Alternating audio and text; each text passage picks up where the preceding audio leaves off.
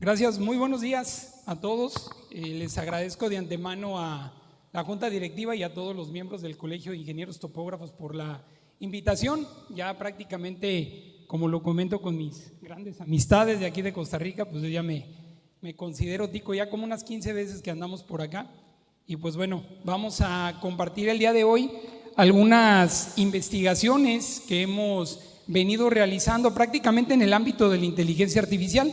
Como sabemos, la inteligencia artificial pues ha venido evolucionando mucho, y ahora ya nos toca a nosotros en ingeniería topográfica sumarnos a esta ola de conocimiento y aplicación. Y bueno, el tema que vamos a hablar el día de hoy es transformando el territorio con inteligencia artificial, la nueva era de la topografía geomática y geodesia. En esta parte es importante, yo creo que hagamos como un pequeño análisis de que nos demos cuenta cómo la inteligencia artificial, los que a lo mejor ya conocemos de ella o los que apenas estamos conociendo este concepto, cómo lo podemos implementar a nuestras actividades. Si bien la inteligencia artificial a lo mejor es un concepto que venimos escuchando de unos a lo mejor 5 años a la fecha, pero es un tema que ya lleva más de 20 años, sino que ahora se ha fusionado los temas de grandes procesadores, procesamiento en la nube, grandes sistemas de cómputo, que es lo que le ha dado mucho mayor auge. Y uno de los aspectos importantes es cómo prácticamente lo estamos empleando en la topografía, porque la inteligencia artificial se ha venido utilizando en muchísimas profesiones, pero cómo lo aplicamos nosotros o de qué tanta parte lo podemos aplicar. Dentro de lo que viene siendo la conferencia, vamos a abordar estos temas, lo que es la ingeniería topográfica moderna. Aquí también debemos de tener en claro una diferencia que existe. Este es un tema que por ahí desde Naciones Unidas hemos venido difundiendo y sobre todo evangelizando, porque son dos vertientes muy diferentes. Una cosa es la inteligencia geoespacial y la otra es la geointeligencia artificial. Eso es lo que debemos de tener muy en cuenta, porque son cosas diferentes. Vamos a ver el aspecto de los gemelos digitales, las redes neuronales, la visión artificial y el procesamiento del lenguaje natural. Y algo muy importante que también debemos de tener en cuenta es la ética, porque la inteligencia artificial está diseñada a que pueda tener un cierto razonamiento, pero éticamente, ¿cómo lo vamos a emplear y sobre todo a utilizar? Y bueno, la introducción a la ingeniería topográfica moderna, pues ya de antemano sabemos las precisiones. Yo creo que en esta parte lo interesante es conocer las precisiones en las que vamos a manejar, porque nosotros como ingenieros topógrafos la precisión es muy importante. Tenemos desde los años 80, donde tenemos precisiones desde 10 centímetros, y ahora ya desde 2023, gracias a las redes neuronales, podemos tener procesos automatizados de más o menos 1 milímetro. Nos podríamos pensar, ¿y a poco es posible eso? Pues sí lo es posible, porque tenemos lo que vamos a conocer más adelante, las redes neuronales, que son las que nos ayudan a poder realizar este tipo de precisiones y sobre todo otros conceptos que son los gemelos digitales. Y bueno, también una de las cuestiones que sí debemos de tener muy en cuenta son la era digital, todos los sistemas de posicionamiento satelital, los escáneres, todo lo que viene siendo sistemas digitales. Ahí es donde también la inteligencia artificial tiene mucho que ver. El panorama de la tecnología geoespacial es muy importante. Tenemos un 12% de crecimiento anual, 85 billones de dólares el mercado global de los ámbitos geoespaciales. 3 empresas que son las que prácticamente son líderes en el mercado, que son empresas que están evolucionando constantemente, y si nos damos cuenta son empresas que prácticamente están apostando por inteligencia artificial, no solamente por el mercado de ventas. Con el tema de la precisión topográfica, pues bueno, tenemos tolerancias, pero hay algo muy importante.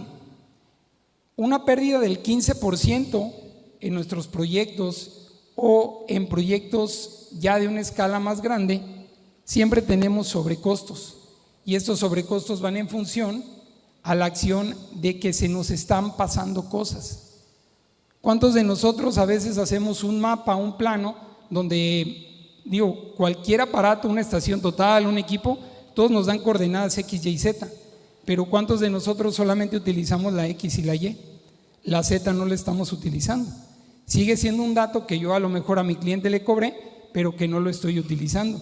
Pero ¿qué pasa si yo realizo un acervo de todos esos datos para mis bases de datos y compartir esa información colaborativa? Esa es una pequeña parte de los sobrecostos que pudiéramos tener, de que no toda la información que estamos desarrollando o la que estamos levantando la estamos aplicando. Sería muy importante tener en cuenta cómo con la inteligencia artificial podemos evolucionar, no pérdidas, sino que es información que no estamos canalizando. Dentro de la transformación digital existen 4 factores que son fundamentales. Estos factores son las ciudades inteligentes, que muchos de nosotros a lo mejor ya conocemos el concepto, que esto es una parte que ya se viene hablando desde años. Tenemos las metodologías tanto BIM como SIM, tenemos los sensores avanzados, estos sensores que día con día están evolucionando, y ahora con la fusión de la inteligencia artificial le estamos explotando muchísimo más la información. Y tenemos lo que es el procesamiento en la nube, algo que ya muchos de nosotros ya a lo mejor le decimos adiós a nuestras computadoras de escritorio, a nuestras laptops, y estamos comprando servicios de procesamiento en la nube, o estamos ya apostando por las bases de datos geoespaciales y ya yo toda mi información le estoy entregando de manera digital. A lo mejor ya no estoy en un método no arcaico, pero sí ya un método no tan actual de estar entregando mapas impresos, de estar entregando planos a lo mejor en formatos digitales, pero no en una base de datos. Dentro de lo que son los fundamentos de la ingeniería topográfica, sabemos de antemano que tenemos métodos tradicionales, esos ahí están y ahí van a seguir. Esos métodos ahí van a seguir, son métodos con los que muchos de nosotros hemos aprendido y no podemos por qué dejarlos a un lado. Tenemos las tecnologías actuales, ya prácticamente lo que hemos estado desarrollando con fotogrametría, escáner láser, toda la información que hemos estado aplicando, pero también algo importante, la evolución del profesional. Posiblemente esos 2 conceptos ya los tenemos claros, ¿no? Hasta manejar nubes de puntos, grandes modelos de datos, pero ahora, ¿cómo estoy evolucionando? ¿Cómo estoy en analizar datos? Gran cantidad de datos. Imagínense un catastro de un municipio. ¿Cómo puedo analizarlo de una manera más rápida, más evolutiva? ¿Cómo estoy en las competencias de software avanzado? Hay algo importante ahí. Como ingeniero topógrafo, ¿qué estoy haciendo para capacitarme para manejar esos sistemas informáticos pero evolutivos? En la parte de la integración con otras disciplinas también, porque creo que sería un error pensar que las ciencias geoespaciales solamente las podemos manejar los ingenieros topógrafos, sino que todas las demás disciplinas que se dediquen también a los contextos de análisis del territorio tienen que ver con las ciencias geoespaciales o lo que anteriormente le conocíamos como geomática. ¿Y cómo estoy en la operación de sistemas complejos? ¿Y qué vienen siendo los sistemas complejos, Rigo? Pues bueno, la evolución computacional, sistemas analíticos, pero ya por medio de redes neuronales. Algo importante, cómo como profesional me estoy preparando para estos retos que vienen, porque también una de las cuestiones es capacitarme para seguir activo en el mercado. De las necesidades emergentes en el sector, pues bueno, definitivamente los modelos dinámicos, los entornos colaborativos, la integración de lo que es el BIM y el GIS y las capacidades analíticas, que esta es la cuestión que más debemos apostar. Cómo vamos a analizar la información y cómo vamos a ejecutarla, pero sobre todo explotarla. Porque si la información no la explotamos lo más que se pueda, no nos va a servir de mucho. ¿Cuántos de nosotros solamente hacemos un mapa y el mapa sirve para un solo trámite y ahí se quedó? A lo mejor podemos crear una base colaborativa donde pueda crear una sinergia, a lo mejor algunos avalúos, algunos costos y que todos queden en una sola plataforma. No sé si le alcancen a ver muy bien la gráfica por lo retirado, pero aquí prácticamente lo que estamos presentando es la adopción de la inteligencia geoespacial y cómo se ha sobrepasado en lo que es el mercado de los sistemas de información geográfica y el crecimiento del análisis geoespacial. Prácticamente la inteligencia artificial es quien está empezando a predominar todo lo que está analizando. ¿Por qué? Porque los estamos haciendo ya con procesos automatizados. Ese es el detalle. ¿Cuántos de nosotros nos hemos quedado en la computadora haciendo análisis durante horas? Y ahora con 18 líneas de código se puede hacer todo de proceso automatizado.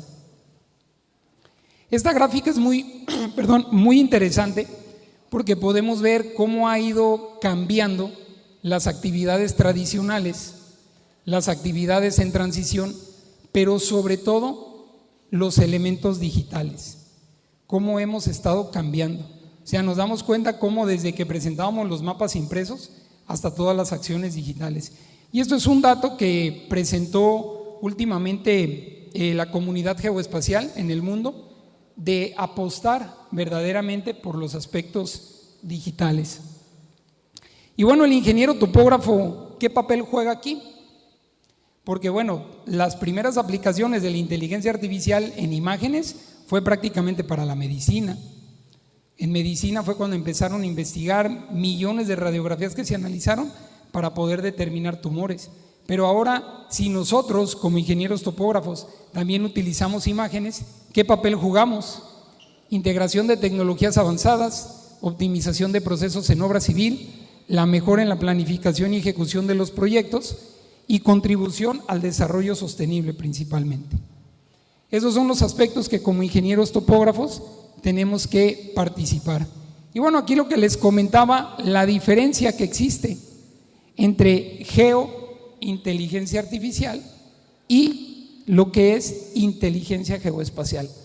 Aquí sí sería importante que nos diéramos cuenta de esa diferencia que existe, porque sí nos hemos encontrado en algunas literaturas que hay diferentes conceptos que se están desarrollando, pero sí son meramente conceptos diferentes. Primeramente, la geointeligencia artificial, como bien lo dice, son los procesos: clasificación automática de imágenes, predicción de cambios, generación de modelos, detección de anomalías. Eso es lo que nos viene hablando lo que es la geointeligencia artificial. Actualmente desde Naciones Unidas se está creando un grupo de trabajo, que el objetivo de ese grupo de trabajo es compartir información a los diferentes países para tomar como documentos rectores. Esos documentos rectores, ¿qué van a llevar? Van a ser documentos que se van a poder amalgamar o los vamos a poder tropicalizar a los diferentes países en el mundo, con el objetivo de que todos estemos homologados con las tecnologías emergentes. O sea, que la información que nosotros estamos generando aquí en Costa Rica sea interoperable para diferentes países. Esos son los objetivos principales que se están realizando. Y el tema de la inteligencia geoespacial, pues prácticamente es lo que engloba,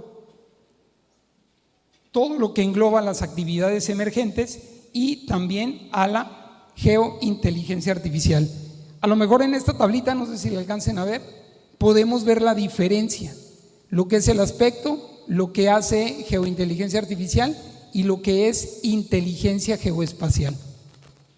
Y aquí prácticamente en inteligencia geoespacial es donde debemos apostar más para el análisis del territorio. Ese es el concepto. Y bueno, cambiando un poco de tema, ver lo que es un gemelo digital. Actualmente ya las grandes obras, los grandes proyectos, las grandes urbanizaciones se han venido manejando y controlando por conceptos digitales.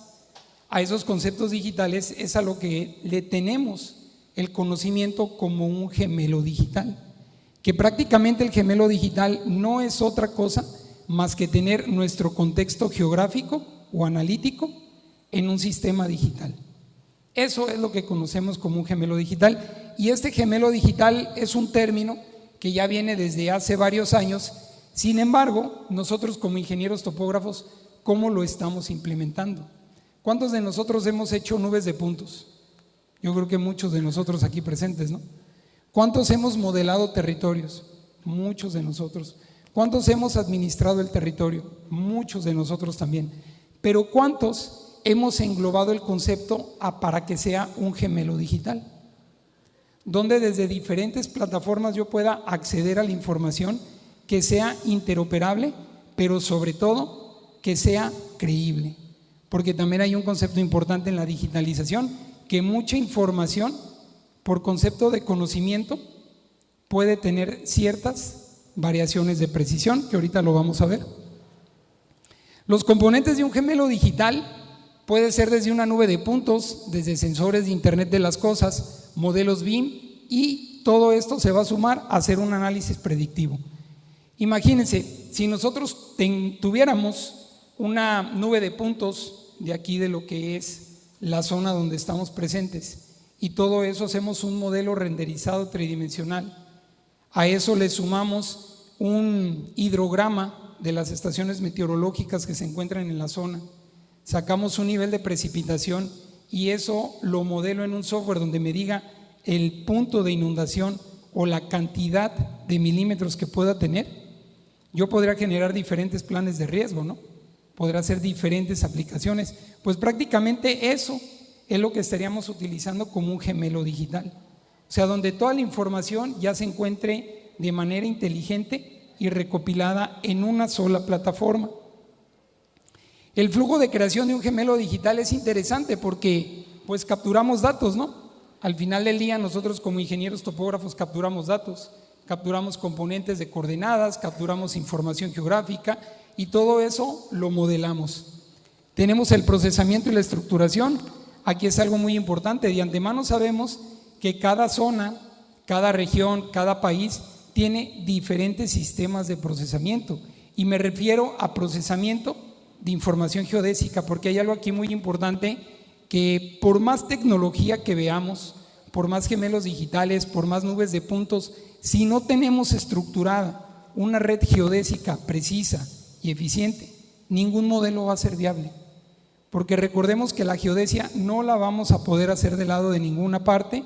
Y la otra, considerar las deformaciones naturales al marco geodésico que todos utilizamos. Si no tenemos una geodesia precisa, no vamos a poder tener un gemelo digital preciso. Por más tecnología o por más software que nosotros queramos implementar, si no tenemos una buena geodesia, adiós. La realización de trabajos de campo, pues bueno, hemos realizado ahí en México una cantidad, pues algo considerable de gemelos digitales, desde aquí, desde que estuvimos participando en lo que fue la central fotovoltaica más grande del continente americano, la central Puerto Peñasco. Aquí nada más un concepto para que veamos la diferencia entre trabajar en métodos convencionales y trabajar en conceptos de gemelos digitales. Si nosotros, nuestra misión era construir una línea de transmisión de 617 kilómetros, desde Puerto Peñasco hasta Mexicali. Si nosotros lo hubiéramos realizado con métodos convencionales, imagínense, simplemente poner una red geodésica de 617 kilómetros. ¿Cuánto tiempo nos hubiéramos llevado? Una red geodésica pero eficiente, ¿eh? No poner puntos y nada más, no, sino que procesar, estar procesando. 617 kilómetros, el tiempo aproximado era de 230 días con 25 personas y 12 vehículos. Este levantamiento por medio de tecnologías emergentes lo realizamos en 40 días y solamente 6 personas. Y la información, lógicamente, que nunca se iba a comparar, porque con los gemelos digitales abordamos una franja de visualización de 2 kilómetros. O sea, la franja tenemos 2 kilómetros y con topografía convencional, pues imagínense, una cantidad muy insignificante de puntos. Ahora, otra cosa que también es importante mencionar, que en esta zona, en toda esta zona se le conoce como el Gran Desierto de Altar. Es la zona más caliente del planeta. Ahí se llega a tener temperaturas hasta de 125 grados centígrados a 150. Entonces ahí hubo muchas ocasiones donde los equipos que estuvimos utilizando pues no nos eran tan eficientes por la temperatura, sí, efectivamente. Nuestra jornada de trabajo era de 5 de la mañana a 10 de la mañana y no más. Ya no podíamos trabajar más porque ya la temperatura ya no nos dejaba, por los sensores simplemente. Y ahora otra cosa que también es importante mencionarlo, las explosiones solares. ¿Cuántos de nosotros cuando hacemos observaciones geodésicas consideramos el factor del electromagnetismo? ¿O cuántos de nosotros calculamos el factor de electromagnetismo para minimizar las deformaciones en mi observación? ¿O cuántos de nosotros el factor que estoy mencionando es alterado al momento de que hago mi procesamiento y ajuste de redes? Es importante tener en cuenta ese factor, porque ese factor de electromagnetismo, recordemos que el GPS, ¿cómo funciona? Pues con señales de radio, no es otra cosa más que señales de radio. Ahora imagínense, si de por sí tenemos la ionosfera, que es donde viajan las ondas eléctricas, tenemos la troposfera, que es donde se mantiene estableciendo el clima, ahora súmenle la magnetosfera con unas explosiones solares en donde tenemos alteraciones de magnetismo. Eso nos afecta en drones, en GPS, pero sobre todo en observaciones, porque cuando hacemos observaciones geodésicas, pues dejamos el equipo mínimo 40, 50 minutos, depende de la red, ¿no? Depende de la ponderación que necesite. Cuando nosotros calculamos la deformación de nuestros factores, ahí es donde debemos de considerar plenamente el factor de electromagnetismo, porque si no nuestras variaciones pueden alterar. Digo, si es que queremos trabajar con precisión, ¿no? Si es de que debemos de entregar un informe completamente eficiente y sustentado de precisiones matemáticas. Este ejemplo del gemelo digital, pues bueno, fue muy interesante. Y bueno, dentro de lo que fue la creación del gemelo digital, los gemelos digitales anteriormente, ¿cuántos de nosotros no hacíamos procesamientos en software fotogramétricos? Que pues bueno, prácticamente de fotogrametría solamente tenía el nombre, porque nomás le dábamos clic, clic, clic, clic, clic y ya nos generaba una nube de puntos. A eso se le conoce como la estructura del movimiento. En cambio, ahora, si hacemos fotogrametría, a la fecha podemos decir que tenemos tres conceptos de fotogrametría. El primero, la fotogrametría que es la analítica, que ahora sí que es la mamá de todas las fotogrametrías. Yo creo que a varios de nosotros nos tocó trabajar con aparatos de restitución de matraca. Yo recuerdo que hace muchos años, cuando tenía yo como 16 años de edad, trabajaba con un ingeniero que hacíamos restituciones con aparatos de matraca. Ya cuántos de nosotros evolucionamos y ya teníamos a lo mejor estereoscopios, o cuántos de nosotros ya trabajábamos con lentes de visión activa. Ya cuando llegamos los lentes de visión activa ya era algo mágico, ¿no? Porque ya te agarraba restituyendo. Pero ahora, gracias a lo que son las redes neuronales, existe un concepto de fotogrametría que nos hace mucho más precisa la información. ¿Y a qué voy con esto? Este es el campo de radiación neural, así se le conoce a esta metodología, campo de radiación neural. ¿Qué es lo que hace este campo de radiación neural?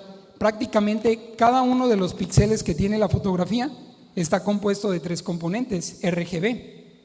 Pero esta matriz, o bueno, lo que podemos decir como red neuronal, aparte de tener el RGB, utiliza el concepto del color del píxel y la ubicación del píxel.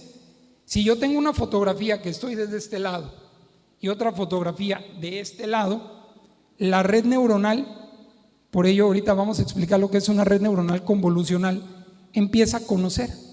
La red neuronal empieza a aprender y me modela todos los conceptos donde no tengo fotografía. Es una predicción que hace esa red neuronal, pero gracias a un conocimiento previo que yo ya le ingresé.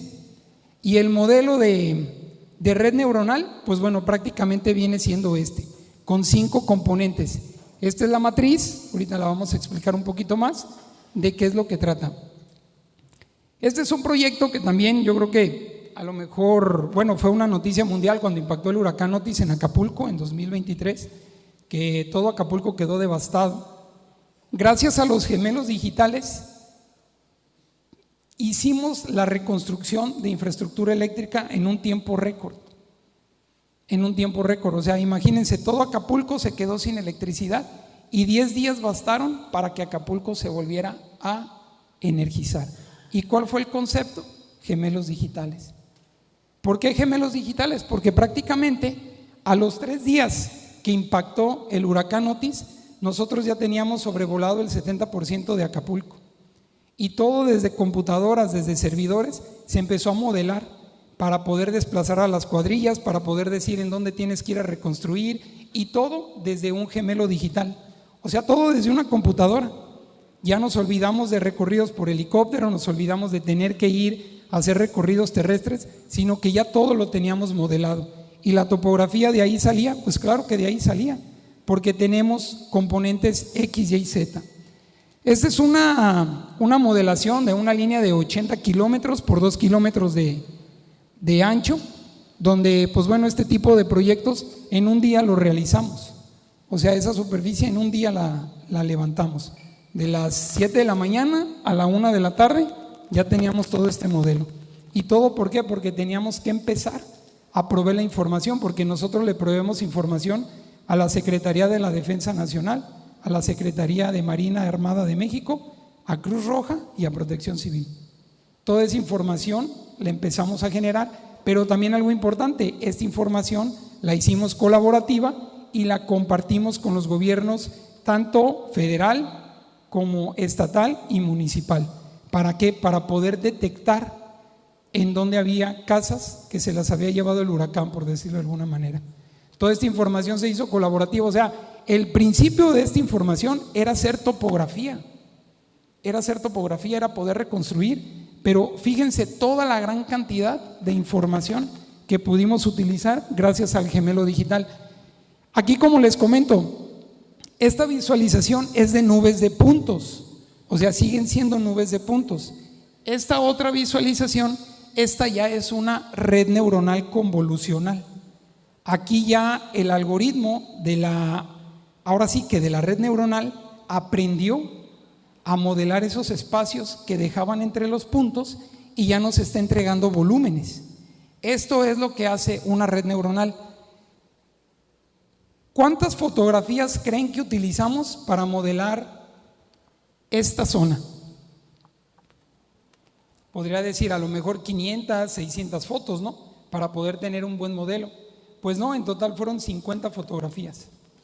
50 fotografías fueron suficientes para poder hacer toda esta modelación.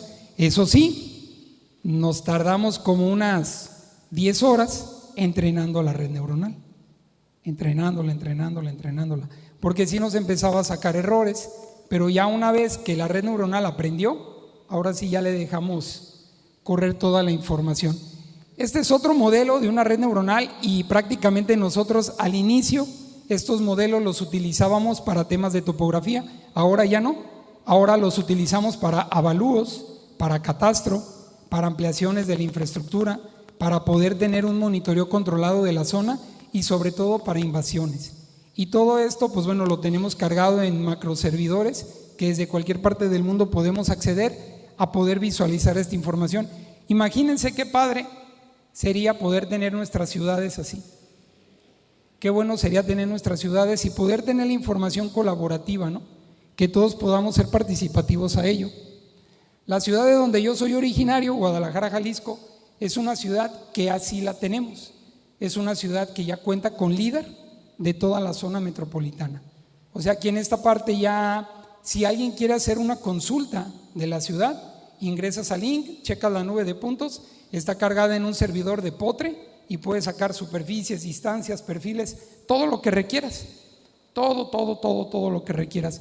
Y todo esto, lo único que se invirtió fue hacer los trabajos de campo y el vuelo LIDAR, porque todo lo demás está formulado con software y plataformas gratuitas, que es lo interesante, que ese es un concepto que se tiene que sensibilizar a los municipios, ahora sí a los estados, para que podamos apostar por software libre y sobre todo software colaborativo. Las ventajas de los gemelos digitales, pues bueno, son muchísimas. Yo ahorita les expuse algunas, yo creo que cada uno de nosotros podemos darle otro tipo de aplicaciones. En el tema de gemelos digitales, por ahí a mi amigo Julián le dejé unos lentes. Nosotros prácticamente ya todos los modelos que hacemos los trabajamos por medio de lo que es realidad aumentada o lo que se le conoce como visión artificial. Ya tenemos ahí prácticamente, por ejemplo, la zona de Acapulco, que fue la que fue afectada, la tenemos ahí modelada. Y todo para que nuestras autoridades o la gente que tiene que ir a campo se ponga los lentes y pueda visualizar cómo está la zona de impacto.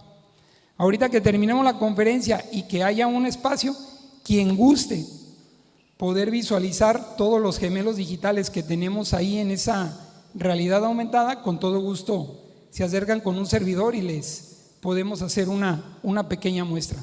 La otra es de que también, pues bueno, el tema de gemelos digitales le hemos dado mucha difusión y tenemos ahí en este código QR, pueden descargar ya varias publicaciones que hemos hecho en cuestión de gemelos digitales. Y bueno, también, ¿por qué no hacer mención de ahí de un estudiante de la Universidad de Córdoba que está implementando los gemelos digitales, pero en el ordenamiento territorial? Aquí yo creo que sería algo interesante el conocer esos gemelos digitales, cómo los podemos aplicar en el ordenamiento territorial. El tema de las redes neuronales, me voy a ir avanzando un poco porque no sé cómo ande de tiempo. ¿Vamos bien? El tema de las redes neuronales prácticamente, pues bueno, es algo con lo que la inteligencia artificial trabaja, es algo con lo que la inteligencia artificial se formula y es algo con lo que la inteligencia artificial prácticamente funciona, las redes neuronales. ¿Y qué es lo que hacen las redes neuronales? Pues bueno, todo esto se lo debemos a don Ramón y Cajal, que fue la persona que descubrió, que se dio cuenta de que una neurona, tal cual como las tenemos nosotros los humanos, trabaja matemáticamente igual a los procesamientos artificiales que hoy en día hacemos. Ramón y Cajal fue la persona que descubrió el funcionamiento de una neurona y la modeló en un contexto matemático. En la mañana, cuando yo pasé a desayunar, me di cuenta que pues había muchas cosas y una de ellas, algo que me gusta mucho, es el gallo pinto. Entonces mis neuronas, que quedarán unas 5 o 6 ya, al momento de que vieron toda la cantidad que había de alimentos, agarró la variable de gallo pinto, que esa viene siendo la variable. Pero el peso es la decisión que yo tomo. Entonces la decisión que yo dije, bueno, el peso que yo le doy a esa variable, que es el gallo pinto, es muy alto, por eso yo decidí comer gallo pinto en la mañana. Fue una decisión que prácticamente para muchos de nosotros puede ser algo muy lógico. Mira, veo un vaso de agua, se me antoja y me lo tomo. Pero detrás de esa decisión viene un análisis matemático muy alto que nuestras neuronas estuvieron haciendo. El conocimiento simplemente. ¿Por qué yo decidí comer gallo pinto? ¿Por qué? Por el conocimiento de que yo ya sabía a qué sabía el gallo pinto, y como ya determiné que me gusta, ya mi neurona ya sabe que eso me gusta y a eso le voy a dar prioridad. Pero es un conocimiento que yo ya tengo. ¿Cuántas veces queremos algún alimento que nunca lo hemos probado, pero que por desconocimiento no lo elegimos o lo probamos y ya no nos gusta? Prácticamente las neuronas de nuestro cuerpo así trabajan las redes neuronales matemáticas. Esta es una neurona biológica donde tenemos los diferentes elementos como el soma y la acción, y esta es una neurona matemática. Como podemos ver, la neurona biológica y la neurona matemática, su funcionamiento es igual, solamente que acá las neuronas matemáticas las entrenamos con números y las naturales con conocimiento previo que ya tenemos. En esta parte, muchas de las veces nos impacta el nombre inteligencia artificial, ¿no? ¿O cuántos de nosotros no decimos, mira, es que está hecho con inteligencia artificial? Y a lo mejor ni siquiera sé lo que quiera decir inteligencia artificial, pero se oye bonito, ¿no? El concepto, inteligencia artificial. Pues bueno, no dejemos de lado que un compañero me compartió este meme buenísimo, que vean lo que dice. Seré honesto contigo, Lisa, le pusimos inteligencia artificial para traer dinero, pero en realidad solamente son matrices. Y eso es lo que es la inteligencia artificial, matrices de conocimiento matemático. ¿Cuántos de nosotros, cuando hicimos una investigación detallada, hicimos matemáticas convolucionales? Yo creo que muchos de nosotros, ¿no?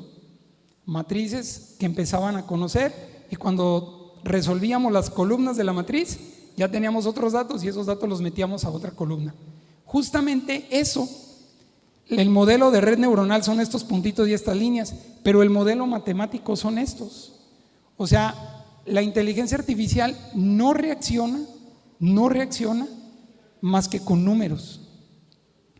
¿Cuántos de nosotros, estos son los diferentes modelos, es la arquitectura básica de la red neuronal, pero bueno, las nubes de puntos me voy a agilizar un poco para no tardar.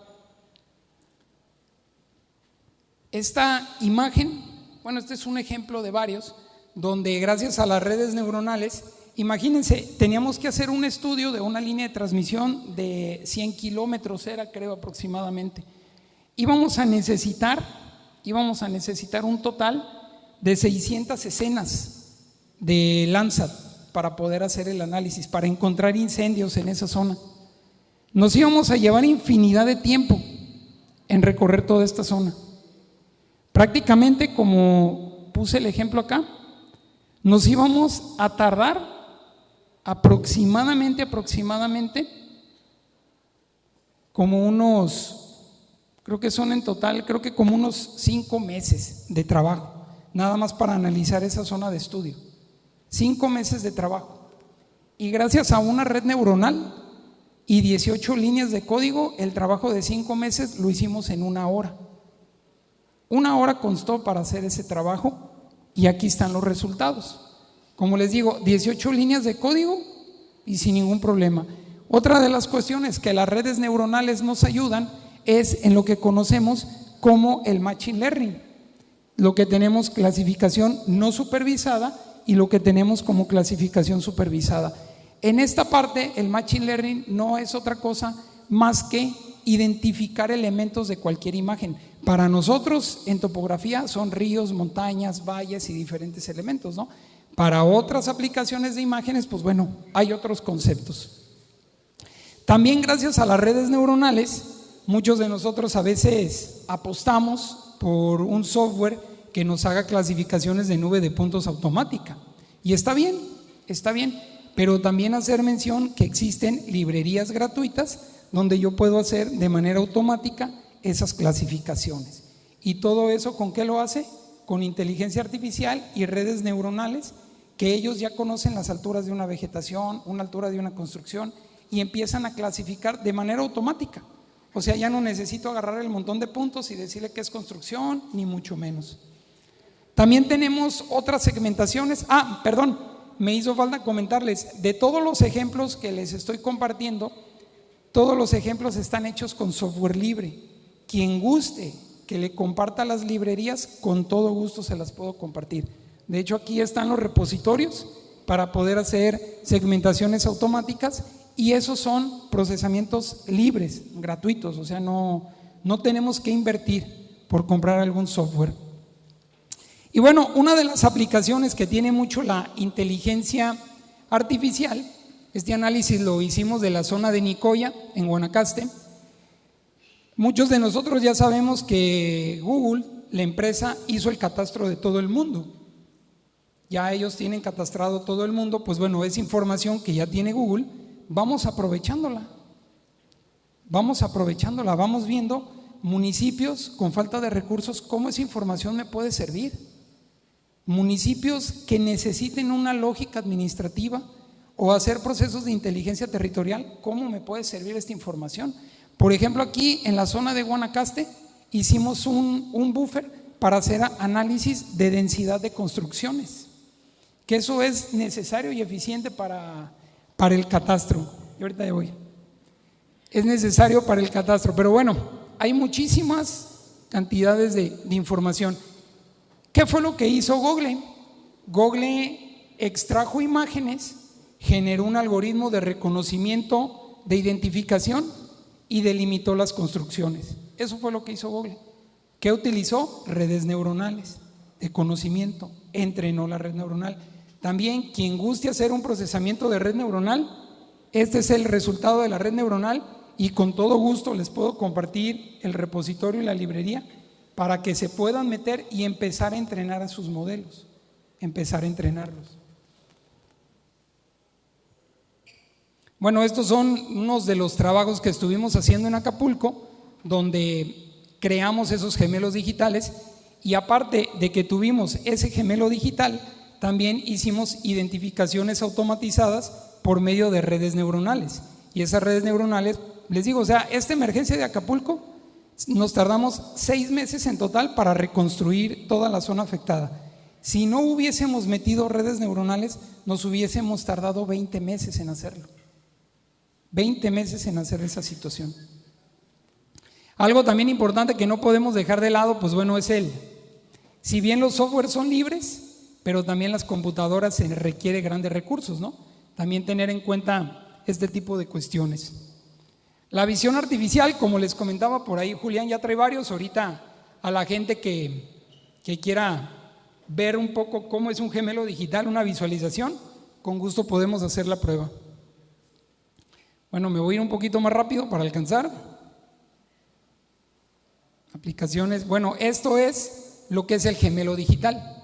O sea, prácticamente ya nosotros, todo el contexto geográfico que tenemos ya está modelado en esos lentes. Nos podemos incluso meter a la zona de estudio y estar ahí visualizando todo el contexto.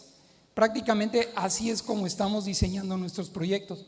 Creamos el gemelo digital, lo entregamos a las diferentes disciplinas y ahora las diferentes disciplinas ya me están diciendo dónde van a participar ellos, qué van a hacer, cómo van a modificar, cuántas estructuras deben de quitar y bueno, prácticamente es esto. Ahora la otra, con esto nos ha ayudado a poder ser más eficientes en plantear proyectos, ver cómo van a quedar y si no hacer las modificaciones previas al proceso constructivo. Y bueno, también traigo por ahí, si podemos hacer el cambio de la pantalla, una de las cuestiones que también estamos haciendo, que no es otra cosa más que una red neuronal, es de que estamos haciendo inventarios automatizados. No es otra cosa más que hemos diseñado o aumentado unas librerías donde ya pasamos una cámara por todos los elementos que necesitamos contar y el algoritmo nos detecta la información y nos hace ya una estadística de lo que estamos observando. Y prácticamente es eso. Aquí ya me está diciendo la cámara cuántas personas se está detectando. Incluso ahí me dice que por ahí hay algunas laptops. Y este es el algoritmo. Este algoritmo está detectando a 0.05 segundos la utilización. Y todo eso lo está contando, me lo está mandando a una matriz para ya después hacer yo esa depuración. Y prácticamente lo que está haciendo el algoritmo es una identificación de elementos. Dentro de aquí está una red neuronal avanzando y conociendo. Ya me está detectando un elemento, me detecta el otro. ¿Y cómo lo estamos aprovechando nosotros? Pues bueno, prácticamente lo que hacemos es de que en toda nuestra infraestructura que tenemos de transmisión y transformación, pasamos con un dron, con una cámara o con un celular, tomamos el video, corremos la librería y nos empieza a detectar todo y ya nos hace nuestro inventario. O sea, de esa manera es lo que le estamos haciendo.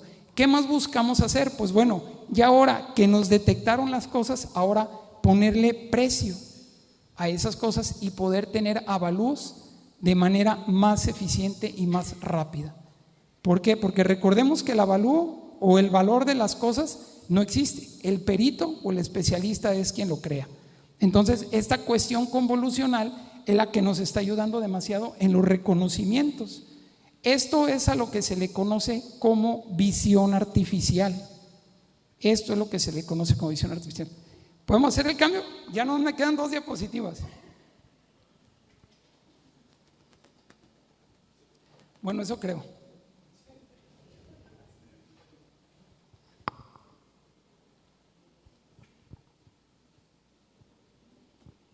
También quien guste el script, de lo que vimos ahorita, con todo gusto se lo puedo compartir para que lo corran. Y les digo las librerías que necesita, porque sí se requieren varias librerías. Y bueno, algo que muchos de nosotros le decimos inteligencia artificial, a lo que sí es inteligencia artificial, pero no del todo, es a lo que conocemos como ¿Le podían checar, Gaby, porfa? Nada más a ver si se corre ahí está. A lo que es el procesamiento del lenguaje natural. ¿Cuántos de nosotros hemos utilizado ChatGPT? Yo creo que todos, ¿no? Un montón de personas. Ya hay hasta imágenes que dicen Diosito, ChatGPT y yo, y ya. No necesito más. Pues bueno, ChatGPT, erróneamente nosotros le decimos que es un chat o es un GPT, pero en la línea de la inteligencia artificial se le conoce como procesamientos de lenguaje natural. Y esos procesamientos de lenguaje natural trabajan por medio de emblendings, que no es otra cosa más que números. O sea, la palabra buenos días, el algoritmo la detecta como número, la corre en una red neuronal, va y busca información donde tiene recopilado sus datos, la procesa y me la entrega. Eso en cuestión de segundos. Pero ChatGPT o los GPTs cualquiera no piensan con palabras. O sea, no, ellos las palabras prácticamente ni las conocen. Ellos piensan con números. Eso es lo que nosotros conocemos como emblending, que es la manera en lo que este tipo de procesamientos trabaja. Aquí, hace algún tiempo, su servidor programó un GPT que le nombró asistente geoespacial. Para quien lo quiera utilizar, es un GPT que está programado para puras actividades geoespaciales. Es un GPT que me genera número, me genera código, me genera imágenes, y ahorita ya estoy trabajando para poderle meter ya sistemas evolutivos de que puedan conectarse con diferente información y me puedan dar el dato mucho más preciso. Quien lo guste utilizar, créanme que, a mí me dio mucho gusto cuando lo lancé. El primer día ya tenía más de 1000 visitas. Entonces está interesante este asistente geoespacial. Y bueno, la prueba de fuego que le hice al asistente geoespacial, se las platico, fue muy rápida. Yo tenía un archivo que era con una colectora 5700 de Trimble, imagínense. Ya cuando pasó la revolución de los datos de bits del satélite, ya no se podía procesar. Entonces, este archivo, el 5700, yo ya lo había dado por default. O sea, todos sabemos corregir un archivo RINEX, ¿no? Aunque sean millones de datos, pero los podemos corregir a mano, eso sin ningún problema. Pero dije, oye, cuando yo corrijo este tipo de archivos, me tardo mínimo unas 8 o 10 horas en corregir el archivo, en hacer una macro de Excel, en tener que corregirlo, en tener que adecuarlo. ¿Por qué? ¿Qué es lo que hago? El satélite le entrega información actual a mi receptor, pero mi receptor ya tiene un sensor antiguo y ya le está alterando. Ese fue el problema, porque no podía procesar la información. Entonces dije, bueno, vamos a ver mi GPT, ¿qué es lo que hace? Ese archivo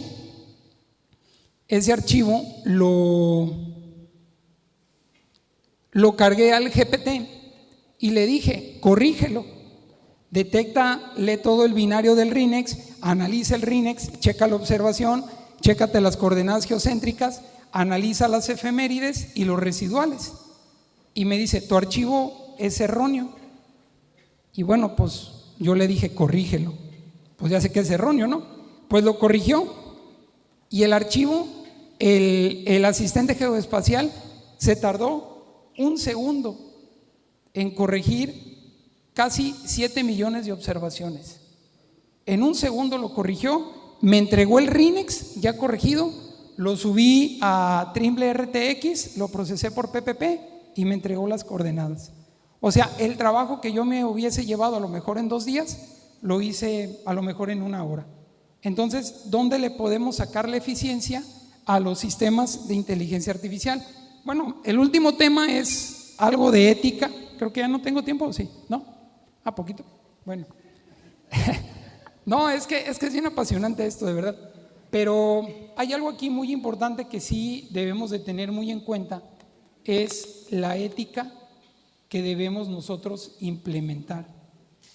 ¿Por qué? Porque hasta hoy en día no existe, bueno, de lo que yo he investigado aquí con ustedes, no existe una norma ética de aplicaciones topográficas con inteligencia artificial. Entonces, si yo llego con un modelo realizado con una red neuronal y algún revisor o un validador de alguna información no me lo quiere aceptar, jurídicamente, ¿cómo me puede decir que estoy mal? No es mi culpa que el evaluador no conozca el método como yo lo hice, ¿eh? O sea, de verdad no es mi culpa, porque si a mí me contratan por hacer una medición y yo lo hago con diferentes tipos de elementos y puedo meter inteligencia artificial, o si me contratan a mí para hacer un catastro y solamente quieren saber la cantidad de construcciones que hay en una zona, pues yo me voy a Google, descargo el algoritmo, descargo la base de datos, lo proceso, lo renderizo y lo entrego. Y me van a decir, oye, pero eso, a lo mejor toda la zona que tenías que inventariar lo ibas a hacer en 10 días. ¿Por qué lo hiciste en 2 horas? Yo sabré, ¿no? Pues yo lo hice con la información que tú quieres yo te la estoy entregando. Eso no quiere decir que está mal, porque tú solamente quieres saber cuántas construcciones hay, cuántas existen. Yo estoy utilizando este tipo de modelos porque sé que son eficientes, porque conozco la lógica matemática y sé que tienen una precisión eficiente. Pero ¿existe una legislación o una ley o un documento donde me digan, estás mal? No la hay. Ahí es donde nosotros tenemos que empezar a trabajar en los temas de ética.